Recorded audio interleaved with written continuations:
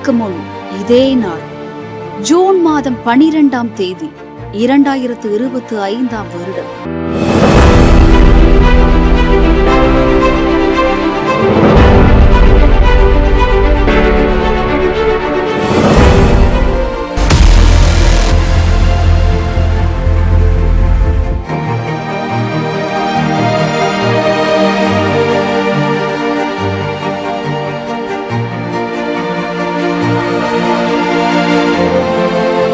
குஜராத் மாநிலம் அகமதாபாத்தில் இருந்து லண்டன் நோக்கி எந்த ஒரு அசம்பாவிதமும் அறியாமல் வழக்கம் போல புறப்பட்டது ஏர் இந்தியா நிறுவனத்திற்கு சொந்தமான 7878 ட்ரீம் லைனர் ரக விமானம்.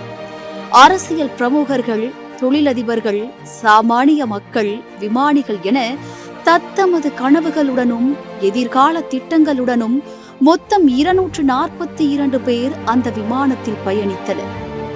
பிரிவின் ஏக்கத்துடனும் அன்பின் தவிப்புடனும் அவர்களை வழி அனுப்ப வந்த உறவினர்கள் விமானம் கண்ணை விட்டு மறையும் வரை நெகிழ்ச்சியோடு கை அசைத்துக் கொண்டே நின்றனர். ஆனால் அதுவே இறுதி பார்வையாக மாறும் என்று யாரும் நினைத்திருக்கவில்லை. பிற்பகல் 1:41 மணி. முறையான பரிசோதனைகள் அனைத்தும் முடிந்து விமானம் ஓடுதளத்தில் சீறி பாய்ந்து மேகங்களை நோக்கி மேல் எழும்பியது. ஆனால் வான் நோக்கி எழும்பிய அடுத்த 32 வினாடிகளிலேயே ஒட்டுமொத்த கனவுகளும் சிதறின. கட்டுப்பாட்டை இழந்த அந்த மாபெரும் விமானம் அருகில் இருந்த PJ மருத்துவக் கல்லூரி விடுதி கட்டிடத்தின் மீது இடி மின்னல் போல மோதி பெரும் சத்தத்துடன் தீ பிழம்புகளை கக்கியபடி வெடித்துச் சிதறியது. கண் எதிரே நிகழ்ந்த இந்த கோரத்தை கண்ட அங்கிருந்தவர்கள் அதிர்ச்சியிலும் பயத்திலும் உறைந்து போகினர்.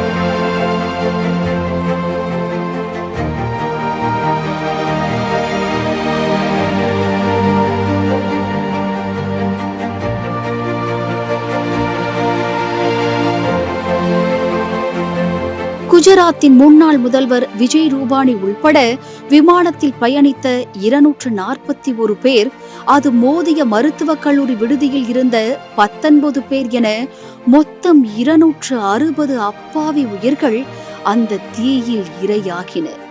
இந்த மரண கூண்டிலிருந்து விஸ்வாஸ் குமார் ரமேஷ் என்ற ஒரே ஒரு பயணி மட்டும் விபத்துக்கு சில நொடிகள் முன்பாக அற்புதமாக வெளியே குதித்து அதிர்ஷ்டவசமாக உயிர் தப்பினார். இந்திய சிவில் விமான போக்குவரத்து வரலாற்றிலேயே இத்தனை கொடூரமானதொரு துயர சம்பவம் இதற்கு முன்பு நிகழ்ந்ததே இல்லை என்ற கரும் புள்ளியை இந்த விபத்து வரலாற்றில் பதிவு செய்தது. விபத்து நடந்த 3 நிமிடங்களிலேயே மீட்பு பணிகள் போர்க்கால அடிப்படையில் தொடங்கின. அலறியபடி விரைந்த ஆம்புலன்ஸுகள், தீயை அணைக்க போராடிய மீட்பு படையினர் என அந்த இடமே ஒரு யுத்த களம் போல காட்சி அளித்தது. விபத்து நடந்த பகுதியில் சுமார் 1000 டிகிரி செல்சியஸுக்கும் அதிகமான அனல் வீசியுள்ளது.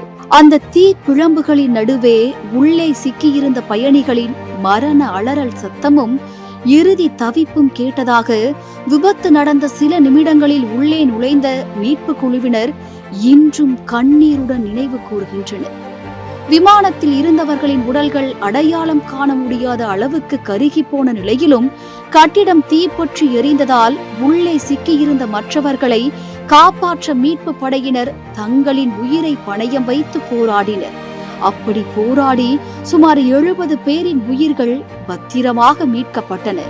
விபத்து நடந்து ஓராண்டு நிறைவடைந்த போது விமான விபத்து விசாரணை நிறுவனம் இன்னமும் தனது இறுதி அறிக்கையை வெளியிடவில்லை என்பது மற்றொரு கொடூரம்.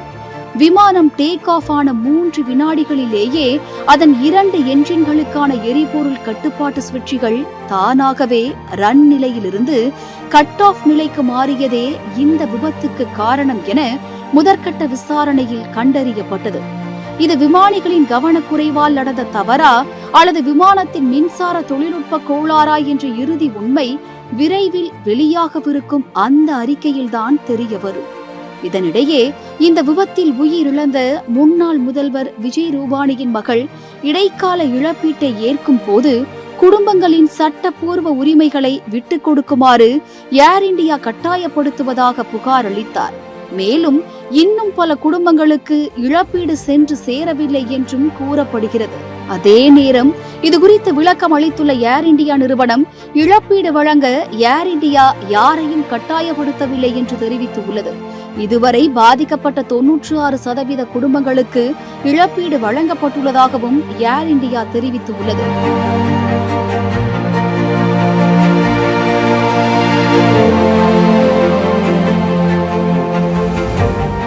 விபத்து நடந்து காலம் ஓராண்டு கடந்து இருக்கலாம், நாட்கள் நகர்ந்திருக்கலாம். ஆனால் தங்களின் அன்பிற்குரியவர்களை பறிகொடுத்துவிட்டு தவிக்கும் அந்த குடும்பங்களின் கண்ணீரும் அகமதாபாத் வான்பரப்பில் அன்று உறைந்த அந்த அப்பாவி உயிர்களின் மரண ஓலமும் இன்னமும் அடங்கவே இல்லை.